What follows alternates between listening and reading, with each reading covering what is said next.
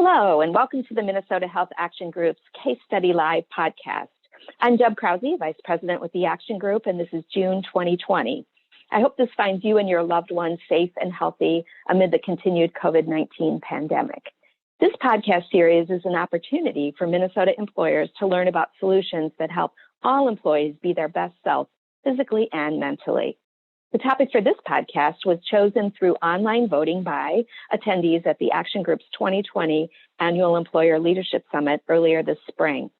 It focuses on high complexity case management, always a challenge for employers. Today's podcast features Amy Rui, Vice President Care Management with Blue Cross and Blue Shield of Minnesota. Welcome, Amy. Thank you, Deb. Thanks so much for having me today. Glad to have you here. Let's start off with a quick overview of Blue Cross and Blue Shield of Minnesota. You're the largest commercial plan in Minnesota. You reach employers, employees, and families across the state. Is that right? It is, and we're actually one of the 36 plans under the Blue Cross and Blue Shield Association, and through that reach 1 in 3 Americans in insurance coverage. Perfect. That really means you touch a lot of individuals across our country and in our state. Before we delve into the specific solution, can you give us an overview of high complexity case claimants in general? First of all, is high complexity synonymous with high cost? And what does your data tell us about who these people are? What's the size of the population and who are the individuals? Yeah, so it can, Deb, it can be synonymous with high cost, but not always. So these are really individuals who we identify as having one or more complex chronic conditions that also have acute care needs. So it could be that out of one of the chronic conditions that they have, there's an intense period of complex treatment going on. We're also looking for individuals in our data that are experiencing high ER utilization. Through looking at our claims, we were able to identify an individual who actually had 17 ER visits in a 3-month period. And we were able to connect with that individual, get them linked in with an appropriate physician to coordinate their care, and almost immediately reduce their reliance on the emergency. Perfect. Sounds like it's a small number of people, but large potential impacts, and that you're also talking about all conditions and all ages. Interesting. So overall, what are you trying to accomplish with this solution? We're really looking at helping people to navigate a complex system. Deb, I'm guessing you or someone close to you has experienced the complexity of navigating our care system. You know, on the best of days, it can be difficult. So imagine you have a complex condition and this acute phase of treatment that you're going through. We really want to provide one-to-one assistance from a nurse to our members, really coordinating all aspects of their care and doing that, both their behavioral and social needs along with their medical needs. So not just the clinical pieces, but also things like transportation and food security. And it's collaborating with a variety of different disciplines to really bring that through so that we can really come through on our promises to our members around making healthcare that's easier to use, health that's within reach, and really health that's affordable. We have an individual who we were working with as part of our Compassion Call campaign outreach in response to the recent COVID pandemic. And it was an individual who was undergoing dialysis. And through conversation, we identified that she actually wasn't linked with a primary care physician. And her primary language was Spanish, and she needed to have a Spanish-speaking provider. So we were able to make those arrangements. She lives out in California.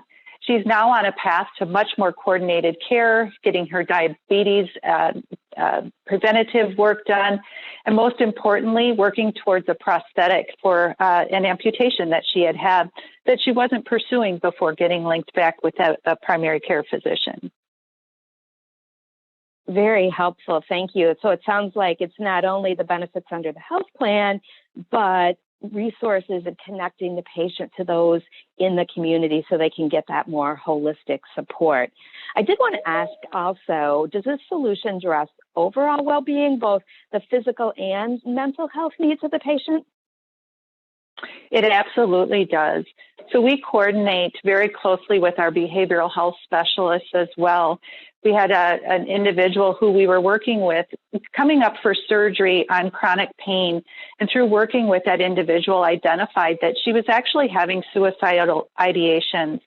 We were able to immediately bring in a behavioral health specialist who worked alongside the nurse on the depression, getting the depression treated, and really managing that up until she was able to get the surgery to manage the chronic pain.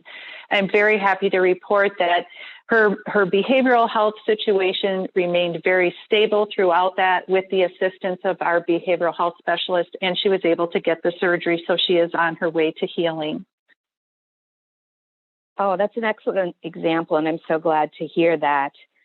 In the case study that's posted on our website, you talked about savings available, and specifically I see there's a typical savings of about $25,000 in total medical spend per engaged member per year. So that's excellent. But how else do you measure success when you look at this program? Again, Deb, it's really beyond just the dollars. It's also about linking people to the right care with the right providers and really having that coordination. So we're really looking at how can we get involved and help people work through all of their needs. We oftentimes will have individuals who have concerns about their work. And so we'll work with them on questions they have, helping to link them to their employer on those questions and help them to link into their employee assistance programs as well. Thanks for that clarification. I'm glad to hear that more holistic view of success. So I'm interested, that leads me to the next question around, there's quotes in the case study about how your team feels about the solution, but I'm wondering, what do employers say or what do the patients say that are using this program? Yeah, I have a great example on a video titled My Angel of a member who I think if you could post that for folks to see, they would recognize immediately how valuable this is to the members that we work with. The individual who came home on a Friday from the hospital and was ill-equipped to actually manage his discharge independently. And his nurse, Marcy, really helped get things together, not just that weekend, but in the long term. And the video is actually an overview of the case, but poignantly it's about them meeting in person and how impactful that relationship was to him. Perfect. One of the questions that then raises is this relationship between the care manager and the patient is essential. How do you build trust so that patients engage? We start small, Deb. We really start small with the members. When we reach them, we work to identify what is it that you need, what can I help you with most, so that they can start to see the value in the relationship.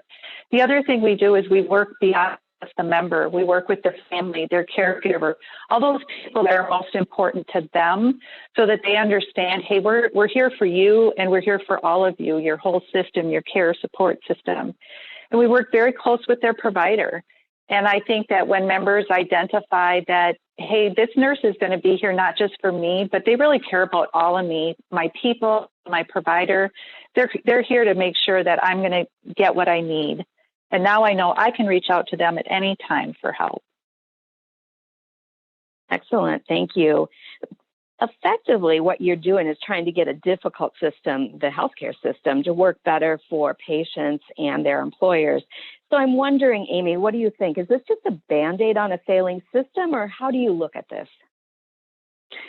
I really think that we're doing a lot at Blue Cross to address the changes that are necessary within our care delivery system, our healthcare system in total. We're doing a lot of work around driving more value-based arrangements with our providers. We're bringing forward provider enablement tools to help providers be successful in really reinventing care. We're making investments into care delivery directly. But what I will say is that people will always experience complex medical conditions, There will always be a need for them to have assistance walking through those challenging times. So I see the HICU services really being something that goes on much into the future. Thank you for that.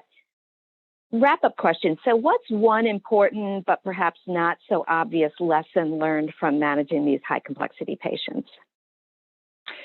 We talked about this just a little bit earlier about, we serve a small number of members in here, but really see large impact across all conditions and all ages. And one thing that we identified early on is that there are times where we identify a particular savings opportunity with a individual that we can then translate across our entire population. For example, we identified a high dollar specialty medication needed for someone with a complex kidney disease. And through that, we identified that we actually had another medication that was completely just as effective to treating this need. And we were able to move that member from the high cost drug to the lower cost drug. But then through the work of our interdisciplinary care team, where we bring all different disciplines, provider relations, pharmacy, benefit managers, nurses, behavioral health workers, that, we can broaden this beyond just this individual. We can actually remove that drug from our drug list so that in the future, we don't have any member that would actually access that higher dollar drug when they indeed could just lower drugs to begin with. Excellent. Thank you, Amy. Thank you so much for helping us better understand how Blue Cross and Blue Shield manages these high complexity patients. In listening to you, I think it's very powerful that you're identifying and reaching out to these individuals, then surrounding them really with the care that they need, both physical, mental health care, both within the health plan and the community resources that may be valuable to them to really get better outcomes for the patient, for the employer that you're serving there, and potentially learning lessons that can transfer to your entire book of business. So thanks for sharing all of that perspective. And to our listeners, thanks for joining us today. I hope you found this interesting and relevant. I hope you enjoyed learning in this way. This and other case studies from our Action Group supporters and Minnesota employers are available on our website at mnhealthactiongroup.org. And you can also subscribe to our podcast series on YouTube. Thanks so much and have a great day.